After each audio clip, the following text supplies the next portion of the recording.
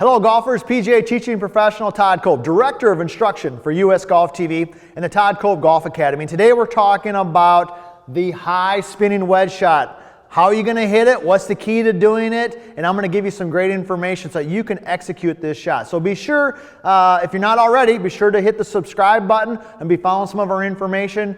Leave a comment below. All right, because I'm going through some stuff here. I want to hear from you. Is this helping you, or do you have some questions on it? We're here to help you out. Hopefully, you've already seen some of our other stuff. So the first thing I want to talk about, or let's talk a little bit about the journey, I should say. Where are we going to go? What are we going to do today here? Well, first of all, I'm going to talk about the key concept. The number one thing that's most important to hitting this high spinning wedge shot. That shot, you've seen this shot, right? The shot where it bounces once, it bounces twice, and then boom, it just spins right back next to the cup. You see it on TV, and today we're going to talk about how you can actually hit that shot. So the key concept, what helps that, what makes that happen? We're going to talk about some concepts and some factors. There's definitely some things that play into this shot. Some of them we can control, some of them are out of our control. I want to give you just a little bit of insight on that. And then of course we're going to dive into some technique. What are some things that we can do in the actual motion, all right, that can help us hit this shot. And then I'm going to give you a nice little drill at the end to kind of tie all this together. So first of all, this high spinning wedge shot. Today I'm talking about a 75-yard shot. Now you can take these principles and you can apply them for 50 yards or 100 yards, but today we're going to do a 75-yard shot. That's what we're going to be talking about. Also, let me say to my golfing friends out there, all right, we're going to cover this is for the masses. This is general stuff. Yes, we could dive deep and we could go into the weeds and talk about all these other things, but at the end of the day, you just want to hit the shot, right? You just want to be able to hit the shot. So we're going to go ahead and teach all of that. So the first key to this is understanding what causes that high spinning shot. And believe it or not, okay, believe it or not, it's as simple as creating clean contact between this thing right here, this little white thing we all know, this thing and the club face. It's literally, the cleaner the contact is between the ball and the face, the more the golf ball will spin.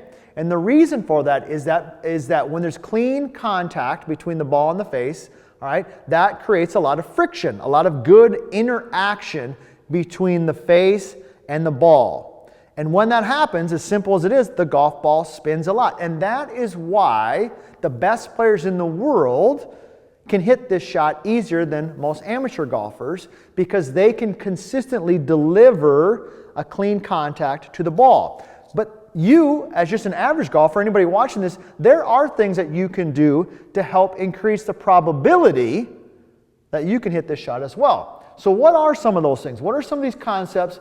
What are some of these factors? Well, let me talk about the concepts first. So what do we really want to do? Well, first of all, we want the golf ball to launch a little lower than you might anticipate. So personally, this is my own personal take. You're going to get different opinions on this, but I like to see the ball for a 75-yard shot launch somewhere around, I'm going to say 27 degrees on the low side to maybe 31, 32 degrees on the high side. All right, somewhere in that area. Now, if you don't have access to like a flight scope and things like that we do here, you think, well, how do I know what that looks like? A good picture, just kind of a visual for you to have would be, think of like when an airplane takes off. All right, as it makes its initial climb very early on, it kind of takes off a little bit low and kind of gradually builds a little bit. It doesn't go straight up, right? It doesn't go straight along the ground. It has a nice little angle. So somewhere, that's kind of a little bit of a visual to kind of help you what that should look like. But somewhere around that 30 degrees, like I said, give or take a little bit. I want to see, when I'm testing players, I want to see that spin rate, if they're a good player, up around 8,000. I mean, that's pretty good. All right, a little lower, a little less, those types of things. But that's, when I can get around there, I'm like, okay, we're where we want to be. So those are a couple of the concepts that we're looking for. I also want to touch a little bit on, real briefly, on the loft of a club. Okay, because I'm going to hit this shot today with my 58 degree. And you might be thinking, okay, 58 degrees he wants to hit it at, all right, he's hitting a 58 degree club, but he wants to launch it at around 30 degrees, give or take a little bit. How does that happen? We're going to talk about that in the technique, but understand that there's a difference between what we call static loft, all right, which is what this club has on it when it's made, which is 58 degrees, and dynamic loft. Dynamic loft is the loft that I'm delivering to the golf ball basically at the moment of impact. Now, there are many things that impact the dynamic loft, okay? And that's a whole video in itself. And we're not going to dive all into that because that's just going to confuse people. What I want you to understand just is that there's a difference between static, what it's made with, what the club is made at, and dynamic, what I deliver, because we're going to talk about that in the technique. All right, so hopefully that makes sense a little bit in some of the concepts. Now, some factors.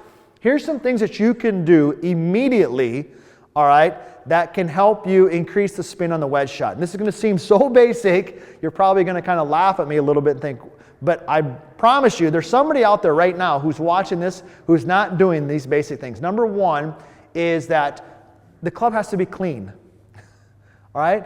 Look in your bag. If your wedges are dirty, if the grooves are not clean, I don't care what you do with your technique, the ball's not going to spin. It's just not going to spin. So get your clubs clean. Clean up your clubs, all right? Get the grooves out, get a pencil, or not a pencil, but a T or one of those scrub cleaners and get that thing nice and clean, all right? One way, just out of the side note, I just thought about this. Whenever you buy brand new wedges, we've all done that, right? You go to the store, you buy some brand new wedges, and you hit your first couple wedge shots, man, they spin like crazy. Why? Because they're brand new. They're clean. All right, get those grooves clean. Something as simple as the face being wet can also impact that. So if you're playing in the morning and there's dew on the ground, or maybe late in the day and they've ran the sprinklers, before you hit the shot, you better be wiping that face off, because if it's wet, that can also decrease the interaction between the ball and the face. It can decrease that friction that we talked about. Also, other factors that come into play is the type of golf ball you play. All right, so I like to play a high-quality golf ball. I play the Titleist golf ball, the Pro V, and that type of golf ball is going to be easier to spin than if I'm playing like a Pinnacle. Pinnacle's a great golf ball, but that ball's not designed to spin a lot. So the type of golf ball can make a big impact. And then also, another thing that you got to consider is the type of lie. If the ball's in the rough, the grass is long, of course there's going to be a better or a higher probability that there's going to be some lack of interaction between the ball and the face because of the grass, because the grass is longer.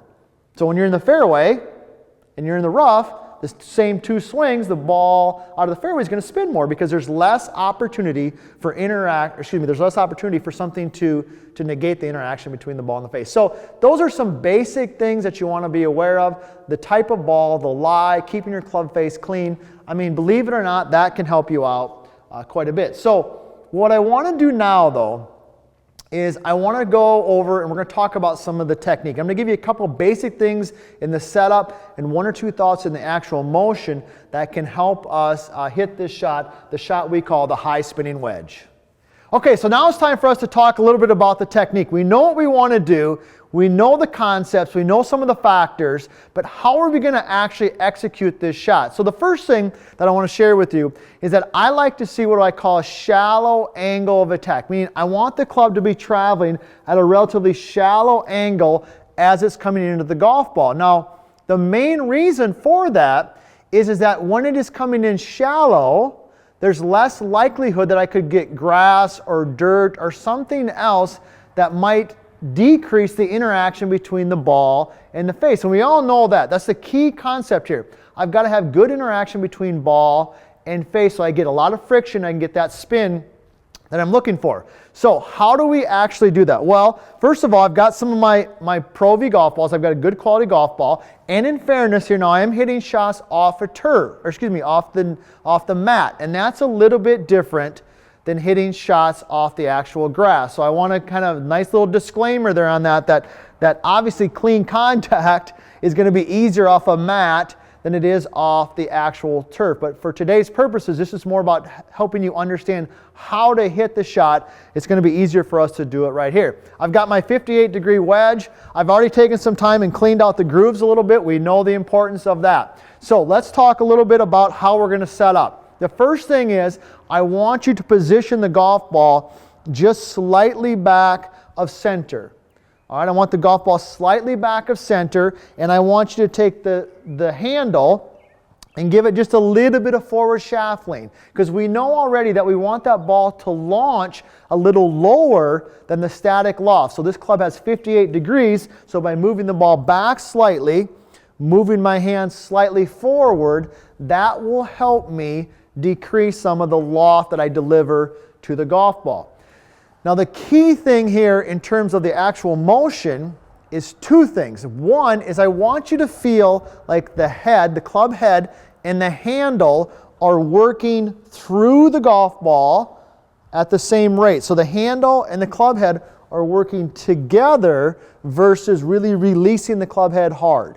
When we release the club head hard, it becomes very difficult for us to control the loft on the club face. So that's number one. Handle, club head work together. I'm going to give you a little tip on that in a second. The other concept that I want us to be focusing on is that we actually get slightly taller through the strike. That's key. I want to say that again. We get slightly taller through the strike, meaning the hands actually arc slightly up. Remember, we want a shallow angle of attack, right? We want a shallow angle of attack so we can increase the friction between the ball and the face. And by having the hands work slightly up, that shallows out that angle and can help that. So let me go ahead and hit a couple shots and let's see what type of numbers we get. So I've got my 58 degree. I got the ball slightly back, handle a little forward, and let me see if I can move the handle and the club head at the same rate while slightly arcing up.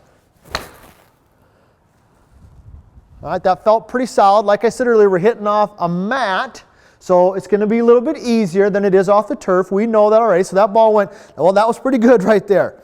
That's going to be hard to live up to. 75.8 yards. We were trying to hit a 75-yard shot, 8,300 spin rate. Okay, launch 29. Okay, now let me say this. That's not normal for me. I don't do that every single time. I might have got a little lucky on that one. But you can see the idea there and what happens. Okay, so let's play with this a little bit. I'm going to just try a couple different things to help you understand what's happening here. So I'm going to move the ball forward a little bit. All right, so it's not back. It's pretty neutral now, basically center, maybe slightly forward of center. Hands are neutral. They're back a little bit. All right, so that ball I could tell was pretty solid, was definitely a little higher launch.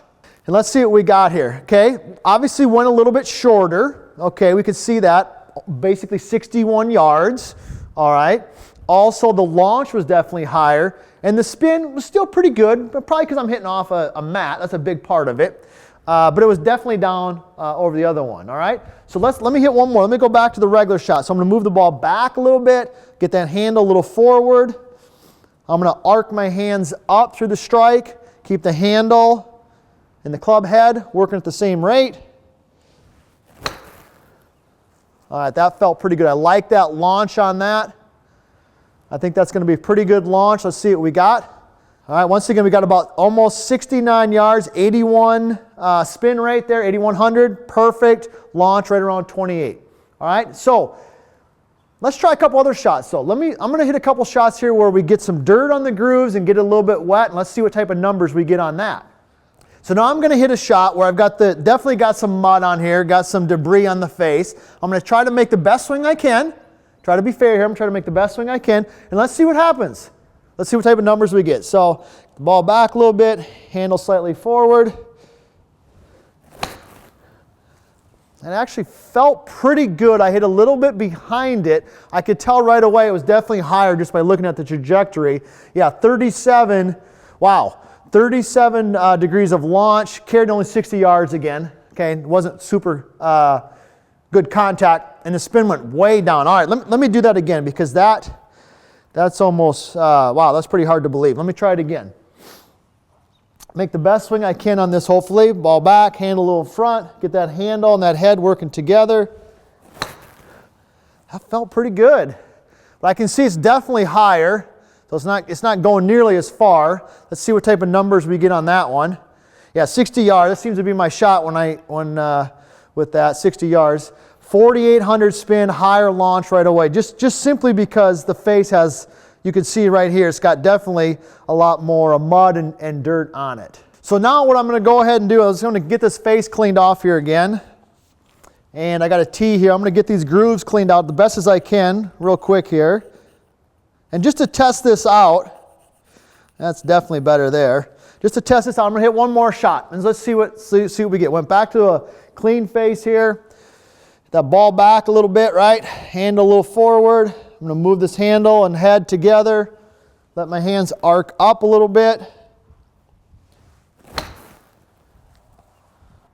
All right, so let's see what we get here on these numbers. I've got the face cleaned off as best as I could there. All right, we've got a carry distance of almost 70 yards, so pretty close to my 75 yards I'm looking for. And there, boom, right away jumped up that spin rate, 8,500, and that launch angle around 27. So some really good numbers there. So let me do a quick recap here. What we're talking about in terms of the technique.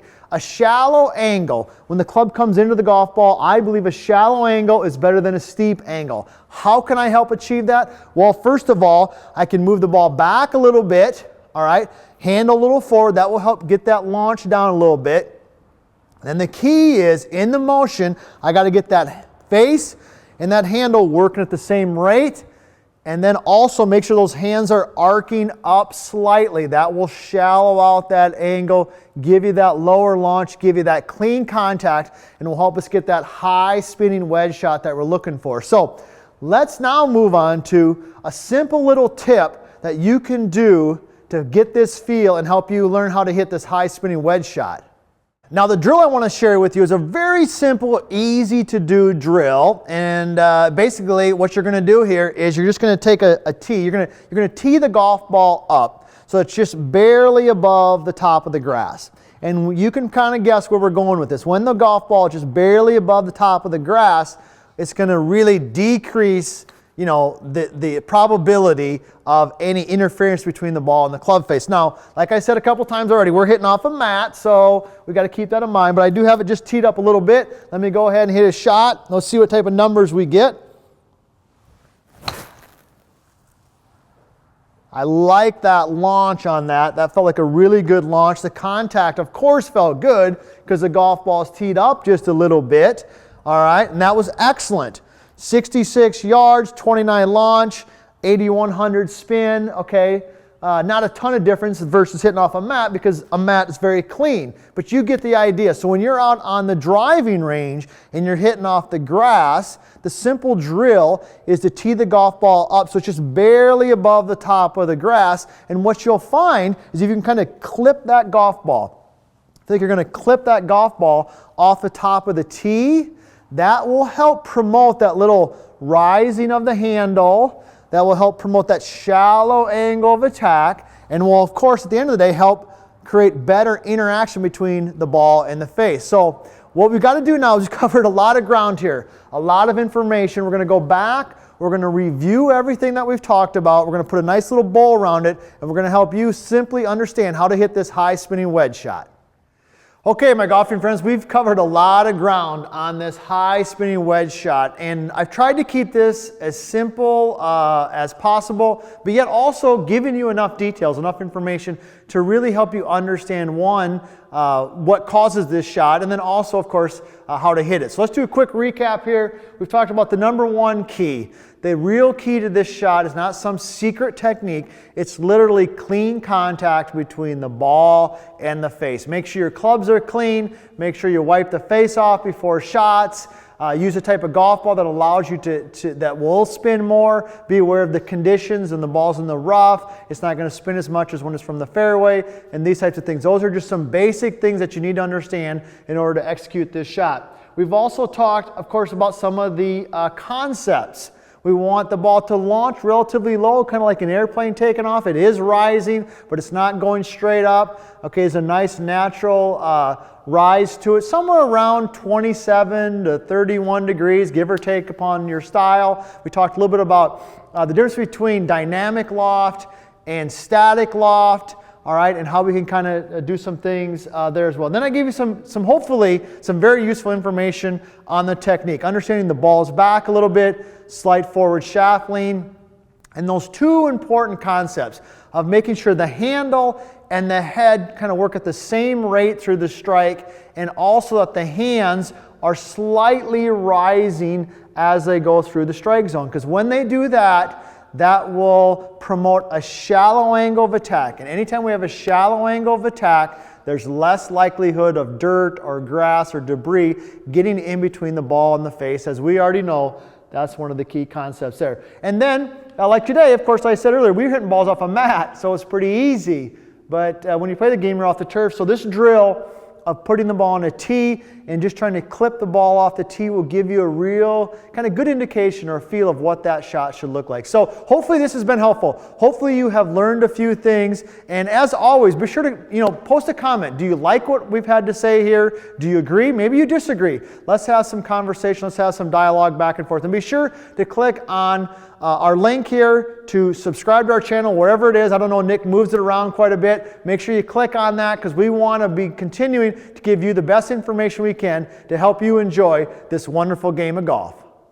I like that. All right, ready?